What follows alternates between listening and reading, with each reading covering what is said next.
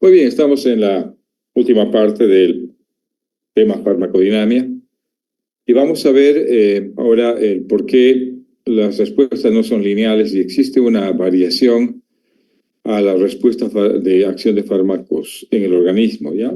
O sea, existe una variación en la sensibilidad a fármacos. Esto depende de varios factores, ¿ya? Vamos a ver primero que puede haber alteraciones en la concentración del fármaco, ¿ya? Esto está influenciado por la velocidad de absorción, la capacidad de distribución, metabolismo y expresión que produce es decir, que sufre el fármaco cuando es consumido por un individuo de baja edad o de edad temprana, niño, adolescente, adulto o individuos de la tercera edad. También estas variantes como el sexo, el peso y las enfermedades o alteraciones patológicas que sufren pueden influir en esto que es las etapas de la farmacocinética que sigue un compuesto, ¿ya? Entonces, todo lo que altera la concentración del fármaco en el ciclo de acción es responsable de una variación en la sensibilidad a los fármacos, ¿ya? Esto en cuanto al fármaco y las variantes que influyen en su concentración en el sitio de acción. Ahora, también hay variación en la sensibilidad cuando el grupo receptor, ¿ya? Eh, que está, digamos, que es el blanco biológico del fármaco, está organizado o agonizado previamente por un componente endógeno. ¿Ya? Esto puede dar una variación en la respuesta. Hay situaciones de estrés que pueden alterar la función y número de receptores disponibles, ¿ya? Por lo tanto, esto también ocasiona una variación en la sensibilidad a fármacos, ¿ya? Esto se ve en algunos pacientes asmáticos que tienen además situaciones de vulnerabilidad en cuanto a estabilidad emocional, ¿no? Se ve que los agonistas beta 2 pueden ser eficaces broncodilatadores, pero además hay taquicardia refleja en ellos, ¿no? Es una taquicardia que se establece por excesiva estimulación del beta 1, ¿no? Y a veces esto no es por el fármaco en sí, no es por el broncodilatador en sí, como un agonista beta 2, por ejemplo, el salbutamol, sino porque si bien este actúa en poca proporción al receptor beta 1, puede un agonista endógeno, como por ejemplo el exceso de noradrenalina o norepinefrina, puede agonizar el efecto del receptor beta 1 y ocasionar taquicardia, hipertensión, dificultad respiratoria, etcétera, ¿no? Es decir, hay un estímulo exacerbado. Esto se debe a que hay variación en la funcionalidad de los receptores, ¿ya?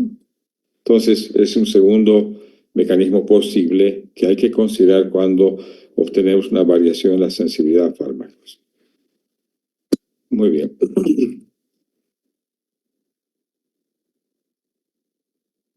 Esperemos un ratito. Ahora sí, ahora aquí está, ¿ya? Ahora, ¿hay alteración en el número y función de receptores? Claro que sí. En estados normales, los receptores están más o menos disponibles en un número estable, digamos, estándar, pero estados patológicos pueden alterar el número de receptores y la función de los mismos, ¿ya? Obviamente, esto es porque también hay una dependencia o una, digamos, relación con la actividad hormonal. Entonces, alteración en el número y la función de los receptores puede ser responsable de la variabilidad en la sensibilidad, ¿ya? Y otro factor que también es responsable de esta respuesta variable es los componentes que van más allá de la sensibilidad del receptor. O sea, después de que ha habido la unión del fármaco receptor, hay factores intracelulares que expresan, digamos, la alteración en la función, ¿no ve? De la célula. O sea, hay activación de la célula si es un agonista y estos efectos, o sea, estos efectores, digamos, de la respuesta celular pueden estar afectados y no responde de la misma manera en algunas condiciones patológicas, ¿ya? Entonces, 4 causas identificadas, ¿no? Los que varían o variabilidad en la concentración del fármaco. 2, los que hacen que la concentración del grupo receptor esté alterada. 3, alteraciones en el número y función de los receptores. Y finalmente, cambios en la respuesta distal a el receptor, ¿no? O sea, mecanismos intracelulares que no responden al acoplamiento de manera normal. Estos son los 4 mecanismos que explican un poco esta variabilidad en la sensibilidad a los fármacos, ¿ya? Ahora, existen obviamente receptores que hemos ido mencionando a lo largo de este capítulo, y estos receptores son de 4 tipos, es lo que vamos a tratar ahora, ¿ya? Algunos son en la superficie o de superficie que están en la membrana, y algunos otros son intracelulares, ¿listo? Y vamos a ver ahora la clasificación, ¿ya? ¿Qué es lo que hacen? Las señalizaciones, o sea, estos mecanismos de interacción fármaco-receptor, ¿ya? Que el receptor es de naturaleza proteica y están muchos de ellos en la superficie celular, ¿ya? Además de esta presencia de receptores en la superficie de la membrana, hay componentes, estos están asociados a componentes intracelulares que se encargan de amplificar o generar una señal y por lo tanto cambiar el comportamiento de la célula, ¿no? Activando mensajeros químicos en el citoplasma, ¿ya? Ese es un mecanismo más allá del receptor que cambia el comportamiento de la célula. Entonces, estos son 4 mecanismos de señalización o 4 tipos de receptor que existen en el organismo, ¿ya? Primero tenemos los receptores intracelulares, que están dentro de la célula y que regulan la expresión genética, ¿ya? Ejemplos son los receptores que responden a los corticosteroides, ¿ya? Un segundo grupo de receptores son las enzimas transmembrana reguladas por ligando, y este es el mecanismo de acción por el cual actúa la insulina. Son receptores de insulina, ¿no? Una vez que se une a ellos la insulina, mejora la captación de glucosa por las células, ¿ya? Un tercer grupo son los canales con puertas de ligando. Este es el mecanismo de acción de la acetilcolina. La acetilcolina es un neurotransmisor que se encuentra principalmente en el terreno parasimpático y que media la respuesta celular de los receptores muscarínicos M1, M2, M3, M4, M5, ¿ya? Entonces, son canales con puertas de ligandos. Y el cuarto tipo de receptor son las proteínas G. Quizás estructuralmente son las más complejas porque tienen un componente extracelular, atraviesan la membrana 7 veces y después se unen a efectores y segundos mensajeros, ¿ya? Entre ellos está el AMP cíclico, como un segundo mensajero entre varios otros, ¿ya? Estos son los 4 tipos de receptores que existen en el organismo. Ahora vamos a ir describiendo lo más importante de cada uno de ellos, ¿ya? Por ejemplo, el primer tipo de receptor es el receptor intracelular, ¿no es cierto? Ahora, un fármaco para alcanzar este receptor tiene que ser altamente liposoluble, ¿ya? Tiene que atravesar la membrana y obviamente unirse al receptor que es intracelular, ¿ya? Esto está regulando la transcripción de genes específicos, ¿ya? Es el mecanismo de acción de los corticosteroides, hemos dicho. En el segundo caso, estos receptores de superficie asociados a ligandos, transmembranas reguladas por ligandos, en este caso hay un dominio extracelular, ¿listo? Este activa una enzima transmembrana y obviamente desencadena una actividad de cambio en el comportamiento en el citoplasma, ¿ya? O sea, este es un receptor complejo, compuesto, que tiene un dominio extracelular, ¿ya? Y intracelularmente activa una enzima, ¿no? Que se encarga de cambios en la funcionalidad del citoplasma. Este es un segundo mecanismo de señalización. El tercer mecanismo, ¿no es cierto?, son enzimas que están asociadas a conductos iónicos y obviamente regulan la apertura o el cierre de estos conductos iónicos, permitiendo el flujo de iones a través de los conductos. ¿Listo? Este es el mecanismo de acción hemos dicho, de la acetilcolina, ¿no ve? Y el cuarto compuesto, o sea, cuarto tipo de receptor, es el compuesto de señal, es un receptor proteínico G, complicado, complejo en su estructura, que está enlazado a mecanismos de efectores y de segundos mensajeros, ¿ya?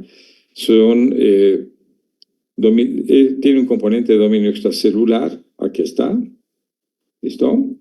Cuando se une el fármaco agonista en este receptor, desencadena una respuesta de aumento de la funcionalidad de efectores. ¿Cuáles son los efectores? Son generalmente enzimas, ¿ya? Adenilciclasa, guanidilciclasa, fosfolipasa, etc. Y que cambian, aumentan o disminuyen la generación de segundos mensajeros, ¿no? El AMP cíclico, GMP cíclico, como vamos a ver después. Ese es el cuarto tipo de receptor. ¿Listo? Vamos a ver, sobre todo las proteínas G, estos receptores hemos dicho que están activando mecanismos llamados segundos mensajeros, ¿ya? Es decir, efectores que promueven la aparición de segundos mensajeros. Por ejemplo, un efector identificado es la adenilciclasa, ¿ya? Esta adenilciclasa es una enzima que genera o facilita la formación de AMP cíclico. Obviamente, este AMP cíclico está mediando la mayor parte de las respuestas hormonales, ¿ya? Ahora, hay una enzima que es una sintasa que está asociada con la generación de fosfoinosítidos y calcio, que son segundos mensajeros también, ¿ya? Y esta también es el mecanismo de acción de las respuestas hormonales, ¿ya? Así actúan los hormonas, neurotransmisores y el factor de crecimiento. Un tercer grupo de efectores son la guanilciclasa, que esta enzima genera el GMP cíclico, que es un mensajero, segundo mensajero especializado, presente en la mucosa intestinal de preferencia, ¿no? Y tiene un mecanismo muy similar al AMP cíclico, ¿ya? Y finalmente un cuarto efector, que es la fosfolipasa C, encargada de generar segundos mensajeros como el diacilglicerol y el trifosfato inositol, ¿no? Que también activan mecanismos en la función celular. Muy bien. Ahora, muchos de estos, dependiendo del tipo de receptor en un sitio celular, puede haber diferentes tipos de respuestas, digamos, ¿ya? Estas a veces son, dependiendo del tejido, en algunos casos pueden ser complementarias de estimulación, o en algunos casos pueden ser compensatorias, ¿ya? Entonces hay que identificar bien, por eso, el receptor, el tipo de receptor y el lugar donde está ubicado, y ver qué pasa con el agonista y qué pasa con el antagonista. ¿Ya? En muchos casos hay respuestas a veces paradojales, ¿no? Porque hay receptores que son estimulantes y receptores que son o tienen función inhibitoria. ¿Ya? Vamos a ver qué es el efecto o qué implica el efecto de fosforilación cuando hay mensajeros secundarios, ¿ya? Los mensajeros secundarios casi siempre fosforilan de manera reversible, ¿ya? Y desempeñan una función clave en la activación de los receptores, ¿ya? Es decir, ellos no solamente operan cambios celulares, sino también regulan la función de los mismos receptores, ¿ya?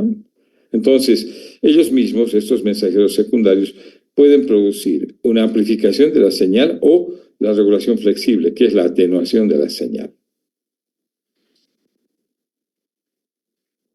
Muy bien. Este concepto es importante, es un concepto más que todo que tiene que ver con la capacidad que tiene un fármaco, que es una constante de disociación en equilibrio, y que obviamente nos da un poco la información de la afinidad que tiene el fármaco por determinado receptor, ¿ya?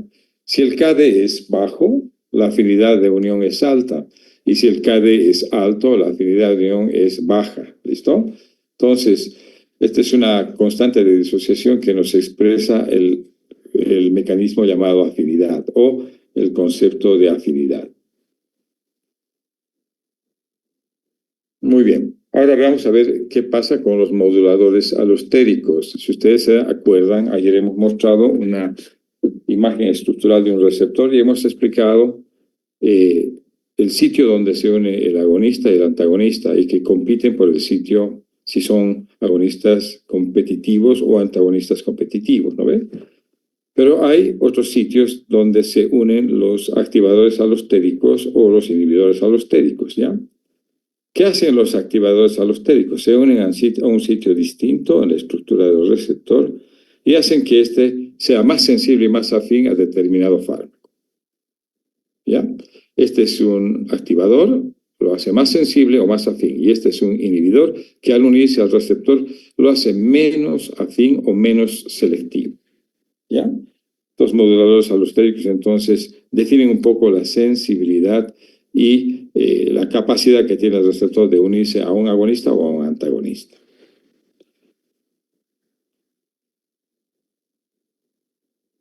Muy bien. ¿Qué significa el receptor huérfano? Este es un concepto que van a encontrar ustedes en el Catson y en otros libros de farmacología, ¿ya? Es decir, un receptor es huérfano cuando su ligando es desconocido, ¿ya?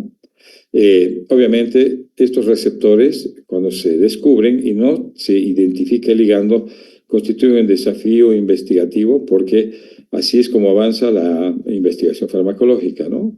Es decir, diseñar moléculas que ocupen estos receptores huérfanos para saber qué efecto causaría la unión cuando se descubre el agonista, ¿ya?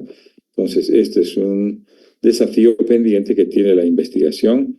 Y esto es lo que mueve, digamos, la investigación para la generación de nuevos medicamentos. Muy bien. ¿Qué es un receptor de reserva? ¿Ya? Hemos dicho, hay fármacos que se unen aparte de los receptores, pero no a la totalidad y generan una respuesta máxima. Es el caso de los agonistas completos, ¿no ven? Entonces, cuando se da este fenómeno, podemos presumir que hay receptores libres, que todavía están libres, no ocupados, y que obviamente pueden estar disponibles para utilizar antagonistas si fuera necesario, ¿ya? O tener cuidado con la dosis, porque si aumentamos la dosis y hay receptores libres, en vez de producir efecto terapéutico, podemos inducir a efecto tóxico, ¿ya? Entonces hay que tener mucho cuidado, ¿no? En la dosificación o tal vez también en el uso de antagonistas para neutralizar el efecto del agonista.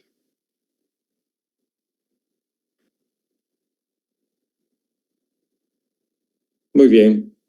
Esto es, por ejemplo, una ejemplo, que muestra que hay receptores todavía libres cuando hay unión a antagonistas que se unen covalentemente al receptor, ¿ya? Entonces, en estos casos, se puede dar agonistas que todavía pueden unirse al receptor para neutralizar la acción de un antagonista, por ejemplo, ¿ya? Entonces, es un ejemplo que vale la pena considerar cuando nosotros queremos neutralizar, sobre todo cuando hay toxicidad, ¿no es cierto? Sobre todo cuando hay efecto tóxico y utilizamos fármacos altamente sensibles, ¿no? Que son o agonistas completos o antagonistas covalentes, y podemos utilizar los receptores de reserva para neutralizar este efecto tóxico.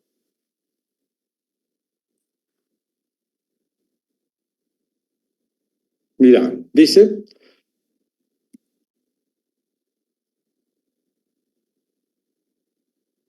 esperen un ratito, ¿dónde está? Huérfano, receptor de reserva. Ya, dice, las catecolaminas se unen con afinidad y eficacia al 90% de los adrenoreceptores beta, ¿ya? Esto es O sea, lo que haría presumir que existe todavía un número, un 10% de receptores llamados de reserva, ¿no es cierto? Ahora, este 10% de receptores de reserva pueden ser útiles en caso de que nosotros querramos atenuar el estímulo beta, ¿no? Dando antagonistas beta que pueden unirse a este 10% y pueden atenuar la respuesta al agonista, ¿ya? Entonces, es otro ejemplo que grafica muy bien la presencia de estos receptores y que, por un lado, pueden ser considerados como alternativa para un tratamiento antagonista o agonista, dependiendo del caso, ¿no? Eso es por un lado, y vamos a ver esta otra presentación, perdón. Ya, eso es, ya. Con esto, esta es la última parte, digamos, del tema, donde vamos a ver algunas consideraciones que son un poco el anticipo del tema que viene después, que es variación en la individualización, o sea, variación en la respuesta a fármacos o la llamada individualización de la farmacoterapia, ¿ya? Hemos visto que el efecto farmacológico es en realidad una continuación de lo que es el acoplamiento, ¿no es cierto? Cambio en el comportamiento de la célula y esto se traduce en un efecto farmacológico, ¿ya? Hemos dicho que los efectos farmacológicos en realidad se deben muchas veces a la interacción fármaco-receptor, pero también son debidos a respuestas compensatorias, ¿ya? Ocasionadas por los agonistas endógenos o antagonistas farmacológicos, ¿ya? Está, ¿no? Esto es una curva de concentración-efecto, donde está la concentración efectiva 50, que ya hemos visto. Y al prescribir, nosotros tenemos que tener cuidado en tener objetivos terapéuticos muy claros, considerando parámetros primarios, digamos, eficacia y seguridad, ¿no ve? Es decir, eficacia quiere decir beneficio máximo y seguridad quiere decir toxicidad mínima, ¿ya? A esto podemos aportar, digamos, un tercer elemento que es la conveniencia, que el paciente se adhiera al tratamiento y finalmente el último parámetro secundario es el costo, ¿ve? En nuestro país a veces es relevante porque los pacientes cuando reciben información del costo de los medicamentos a veces se van por el más económico, ¿no ve?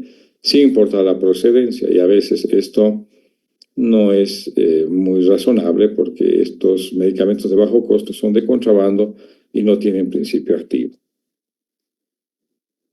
Entonces, hay algunas reacciones individuales que vale la pena ahora adelantar y esto lo van a ver con más detalle en el siguiente capítulo, que es individualización de la farmacoterapia, ¿ya? Uno es la idiosincrasia. Esta es una respuesta normal a dosis usuales, pero tiene un fondo genético. ¿Ya? Damos un fármaco, no hay respuesta, y nosotros nos preguntamos por qué, si la dosis, la vía de administración, etcétera, etcétera, todos los parámetros están más o menos estándares, y no hay una respuesta esperada, sino hay una respuesta normal. Esto se llama idiosincrasia y está condicionada genéticamente, ¿ya? Ahora, hay una situación de hiporreactividad, ¿ya? ¿A qué llamamos hiporreactivo o paciente hiporreactivo? Cuando administrado un fármaco hay una respuesta de menor intensidad, ¿ya? En comparación al efecto en el promedio general de la población, ¿ya? Esto también puede tener diferentes explicaciones, ¿ya?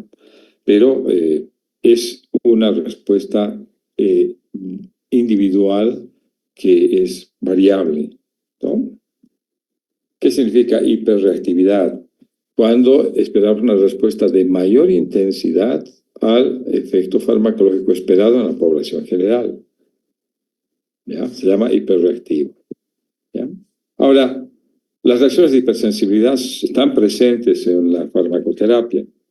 ¿Listo? Esta es una respuesta anormal, condicionada genéticamente y mediada por una previa sensibilización, ¿ya? No depende de la dosis, está mediada por reacción antígeno-anticuerpo, está condicionada por el tema genético, pero el paciente tiene que haber sido previamente sensibilizado, ¿ya? Es un verdadero problema, sobre todo cuando administramos algunos antimicrobianos como la penicilina, ¿no ve? Entonces, a veces es muy sensato pedir pruebas de reacción cutánea antes de administrar penicilina, ¿no? Se hace intradermorreacciones o se hace pruebas de alergia previa antes de administrar la totalidad del compuesto, ¿ya? Obviamente, si es positivo, no administrar, cambiar de fármaco. La tolerancia. ¿Qué es la tolerancia? Mira,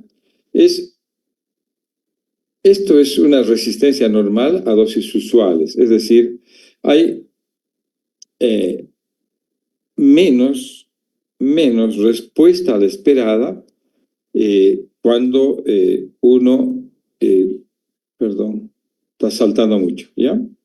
Es cuando un individuo es expuesto, sobre todo crónicamente, a muchos medicamentos, es decir, a un medicamento, ¿ya? Esto puede estar condicionado o no genéticamente, ¿ya? Por ejemplo, en los opioides, pacientes que reciben crónicamente opioides a dosis usuales, cada vez responden menos con el tema de analgesia, ¿ya? Ahora, esto puede tener o no un fondo genético, pero esto se da en tratamientos crónicos, ¿ya? Obviamente hay que a veces hacer rotación de analgésicos para volver a resensibilizar, digamos, a los receptores. La taquifilaxia, esto es aparición rápida de resistencia a dosis sucesivas, ¿ya? ¿Listo? Es una, no depende de la dosis, tampoco está regida genéticamente, ¿no? Pero que puede ser revertida también con la suspensión de la administración del fármaco, ¿ya? Ahora, como esto, cuando hay esta taquifilaxia, a veces lo que tenemos que hacer es hacer un relevo o un reemplazo del fármaco que estamos administrando y no administrar nuevamente el que ya produjo esta reacción, porque reaparece si lo volvemos a utilizar, ¿no? También esto es una variación individual a la respuesta a fármacos. La carcinogénesis, esta es la capacidad de un compuesto farmacológico de inducir a la aparición de células tumorales, ¿no? Entonces, hay fármacos que están identificados con este problema, por lo tanto, estos han sido retirados del mercado o se utilizan por breves periodos de tiempo, ¿no?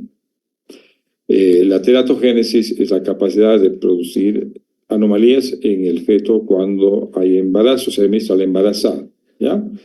Dando lugar a alteraciones en la estructura y función de muchos órganos del producto. Muchos de estos fármacos, o sea, en uso, tienen recomendaciones estrictas de no usar en el primer trimestre del embarazo. Y en general es bueno seguir nomás las recomendaciones estas. En el primer trimestre del embarazo, administrar solo previa valoración estricta y visto bueno del médico. ¿Ya? Entonces, hay un esquema que dice, ¿no? Todo lo que es variación individual, el tipo de respuesta, ¿ya? Hay la dosis a la que se produce y muchos de estos tienen un fondo genético, ¿no es cierto? La idiosincrasia, la hiporreactividad, la hiperreactividad y la hipersensibilidad, pero la tolerancia, dice, puede ser genética, ¿ya? En cambio, la taquifilaxia es no genética, depende mucho de la exposición del fármaco del paciente a determinado fármaco. La carcinogénesis, hay la duda de que si tiene o no un fondo genético, ¿ya? Pero la teratogénesis y la toxicidad es no genética, depende mucho de la dosis, ¿verdad? Aquí sí, en la toxicidad se habla de dosis alta. En la teratogenicidad se dice, no es de fondo genético, no hay un fondo genético, pero sí puede haber fármacos que tienen esta advertencia de que pueden ser teratogénicos. Muy bien.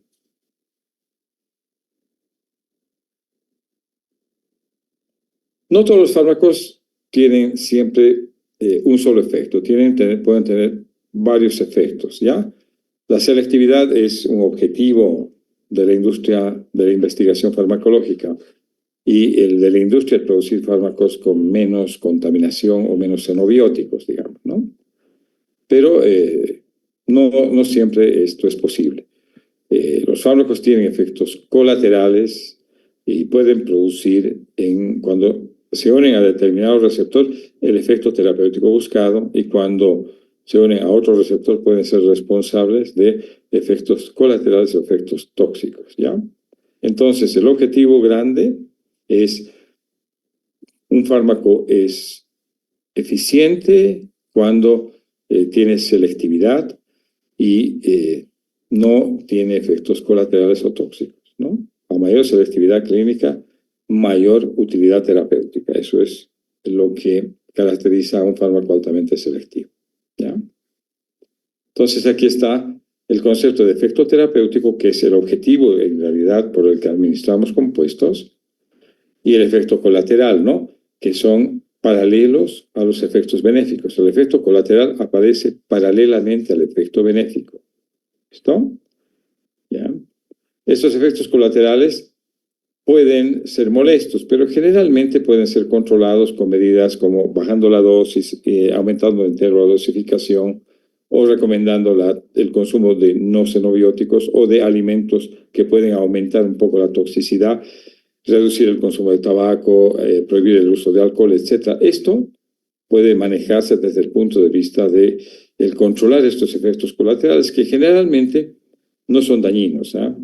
Y tampoco deben ser motivo de abandono de la terapéutica, ¿ya? El efecto tóxico sí es un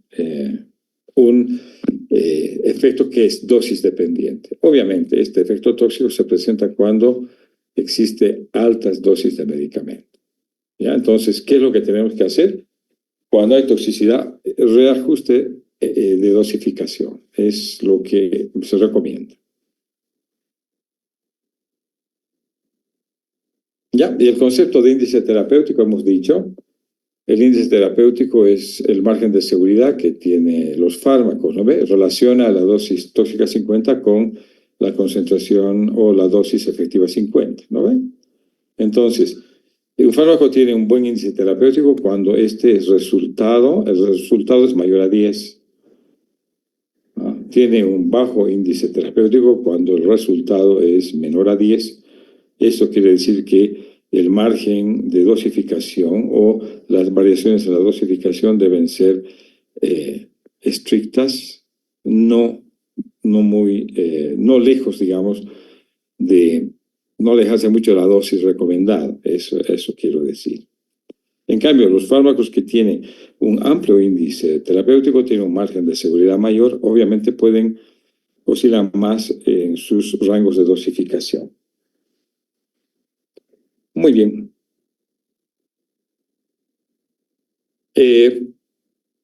Nosotros, en general, a la hora de prescribir buscamos márgenes de seguridad amplios. Un fármaco tiene que tener un margen de seguridad amplio, ¿ya? Cuanto mayor sea el margen de seguridad, menos posibilidad de producir efectos tóxicos o efectos letales que son desagradables, ¿ya? Entonces, felizmente ya está todo especificado cuando el fármaco sale al mercado. Por lo tanto, en la farmacovigilancia, cuando uno ve las reacciones adversas y la toxicidad, debe hacer un reporte, ¿ya? Y de acuerdo a eso, obviamente, tomar medidas. Fíjense, hay un analgésico que nosotros los cirujanos utilizamos, se llama el ketorolaco. El ketorolaco lo administramos a veces por vía intravenosa en el dolor posoperatorio y la dosis es 30 miligramos cada 8 horas, ¿ya? Cuando el dolor es de moderado a intenso. La recomendación de administrar el ketorolaco es administrar en dosis lenta y diluida, o mejor si es en microgoteo, ¿ya? Porque en bolo se ha visto que puede tener toxicidad, genera arritmias cardíacas. Por lo tanto, en las prescripciones hospitalarias que hacemos del ketorolaco, hacemos esta recomendación, ¿ya? Administrar en 1 hora, por ejemplo, en microgoteo. Entonces, esto asegura que no hayan efectos tóxicos o que tenga este impacto a nivel miocárdico. Muy bien, ahora, esto es cierto, ¿no ven? Un mismo receptor estimulado puede ser responsable de un efecto benéfico y otro como un efecto tóxico, ¿no? Por ejemplo, si utilizamos un antihipertensivo potente y eficaz, podemos producir hipotensión ortostática, ¿no ven? Entonces, este es un efecto, digamos, que, digamos, es colateral, digamos, al efecto terapéutico, ¿no ven? La hipotensión ortostática. Entonces, ¿qué podemos hacer si esto es posible, digamos? Lo que hacemos es decir al paciente que cuando va a recibir el antihipertensivo está en decúbito dorsal, ¿no es cierto? Que esté recostado y así no se produce la hipotensión ortostática, ¿no ve? O esperar un tiempo antes de ponerse de pie bruscamente, ¿no ve? Esa es otra recomendación para evitar esto de la hipotensión ortostática, ¿ya? Y lo otro es la administración de un anticoagulante a veces puede dar efecto tóxico como una hemorragia. Por ejemplo, cuando el anticoagulante, digamos, es una heparina y el paciente no tenemos un adecuado control de las plaquetas, ¿no? Puede tener púrpura trombocitopénica, es decir, plaquetopenia. Esto puede suceder, ¿eh? El anticoagulante puede dar como acción extensiva la hemorragia, ¿no? Para esto hay que verificar muy bien el estado hematológico del paciente, ¿no? La condición sobre todo de sus factores de coagulación, un recuento plaquetario, antes de administrar una anticoagulación, ¿no ve? Hay que hacer un monitoreo de varios factores para evitar la aparición de una hemorragia. Pero es posible, ¿ya? Muy bien. Ahora, hay receptores que están en distintos tejidos y pueden uno ser responsable de un efecto benéfico y el otro ser responsable de un efecto tóxico, ¿no ve? Por ejemplo, si vamos a utilizar, digamos, un antiespasmódico que actúa a nivel parasimpático en un dolor tipo cólico abdominal, digamos, ¿no? El efecto puede ser benéfico porque disminuye la motilidad del tubo digestivo y calman el dolor espasmódico. Pero por otro lado producen boca seca y pueden en algún caso producir midriasis. Esto es un efecto colateral, ¿ya? No es tan tóxico, pero es un efecto colateral. ¿Estamos? Entonces, mucho cuidado con producir estas respuestas paradójicas. ¿Por qué? Porque el receptor ubicado en distintos sitios puede dar reacciones o efectos no esperados, digamos, ¿no? Aquí está otro ejemplo. Los glucósidos cardíacos pueden mejorar la función del corazón, obviamente, cuando hay insuficiencia cardíaca, pero al mismo tiempo tiene un efecto que puede estimular la motilidad intestinal y pueden producir diarrea, digamos, ¿no? Entonces, esto explica que el efecto benéfico y tóxico puede estar explicado por el mismo receptor, pero ubicado en diferentes sitios. ¿Ya? Ahora, obviamente, pueden los receptores ser distintos, no necesariamente los mismos, sino son distintos. Y cuando hay fármacos que no tienen mucha selectividad, pueden actuar en ambos receptores, ¿no? Por ejemplo, un fármaco que tiene acción no selectiva en antagonistas alfa y beta, ¿no ven? ¿Estamos? Entonces, actúa sobre receptores alfa y actúa sobre receptores beta. ¿Estamos? En algunos casos, el agonista alfa produce vasoconstricción, ¿ya? Y el estímulo beta aumenta las funciones cardíacas. ¿Estamos? Y esto, a veces cuando, digamos, hay hipotensión brusca, a veces es por el estímulo alfa, ¿no? Una vasodilatación muy intensa, y no tanto por estímulo beta, digamos, ¿no? O puede haber, digamos, una especie de, digamos, respuesta compensatoria, ¿no? ¿Ya? Y lo mismo pasa con los antihistamínicos. Algunos tienen acción H1, ¿no? Actúan muy bien en el terreno de la respuesta, inhiben la liberación y la respuesta de la histamina en tejidos periféricos, pero a nivel central producen sedación e hipnosis, por ejemplo. ¿Ya? Muy bien. Ahora, ¿cómo se puede contrarrestar esto que acabamos de analizar? ¿No ve? Que hay efectos benéficos mediados por el mismo receptor, ubicado en diferentes sitios, y hay efectos benéficos y tóxicos por receptores diferentes, ubicados en distintos tejidos. Hay estrategias que se pueden utilizar, ¿ya? Primero, para atenuar, debemos administrar el medicamento en dosis más baja posible. O sea, bajar la dosis, ¿ya? Una segunda posibilidad es administrar simultáneamente fármacos que actúan por mecanismos diferentes, atenuando un poco, digamos, esta respuesta que puede ser paradójica, ¿ya? Y finalmente, yo digo, a veces la relación con los alimentos tiene mucho que ver, a veces en la hiporreactividad, digamos, que es una variación. Es decir, el paciente no responde a determinadas terapéuticas. ¿Por qué? Porque el fármaco es administrado con alimentos, por ejemplo. ¿Ya? Y a veces este se absorbe mal en presencia de alimentos. Quizás modificando el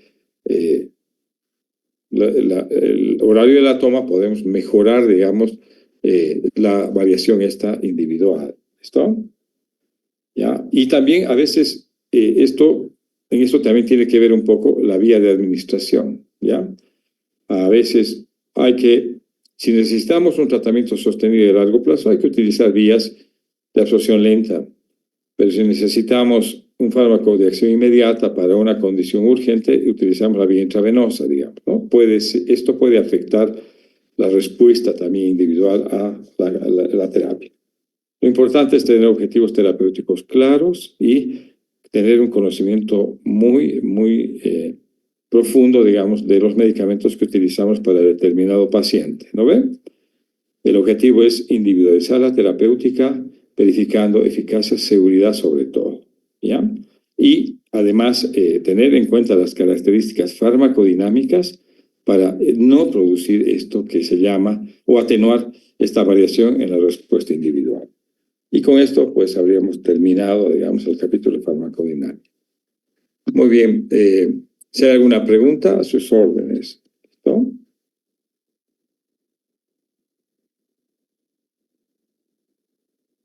Muy bien. De todas maneras, este material ustedes lo van a tener en el Classroom. Lo voy a subir en un lapso de tiempo, deme tiempito para mejorarlo, digamos, y subirlo en PDF, digamos, ¿ya? Y obviamente si hay algunos errorcitos voy a irlos corrigiendo porque a veces, y uno se da cuenta dando una clase que hay algunas cositas que hay que mejorar, ¿no? Algunos términos y algunos puntos y comitas que faltan por ahí. Pero globalmente, digamos, hemos dado el capítulo completo y la recomendación es de que ustedes siempre cuando quieran profundizar más sobre el tema, estudien del libro, no de la diapositiva. Las diapositivas son guías para dar una clase. El libro tiene la base de información que ustedes necesitan. Muy bien, ¿hay alguna pregunta?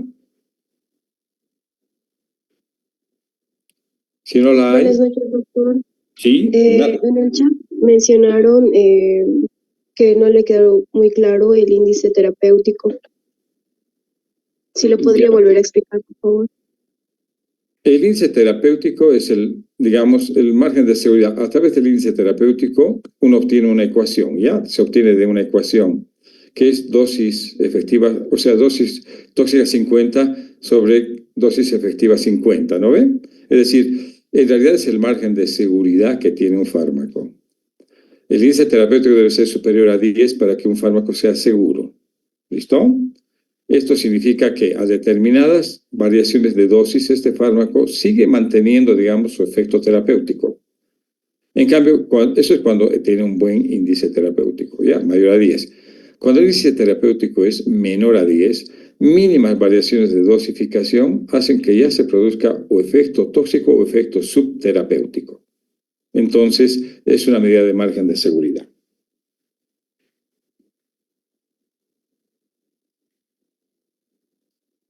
¿Está respondida la pregunta?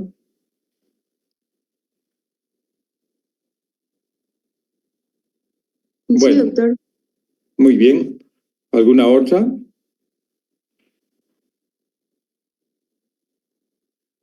Muy bien, jóvenes, que tengan buenas noches. Estudien, prepárense porque en las prácticas ya van a ser evaluados y además que ya se viene, no falta mucho para dar nuestro primer parcial, ¿no ve? Pese a que estamos todavía a medio camino, pero vayan estudiando para que ustedes lleguen bien preparados a su primer examen. Que les vaya bien. Hasta luego, jóvenes. Muchas gracias, doctor. Hasta luego. Muy bien. Hasta luego.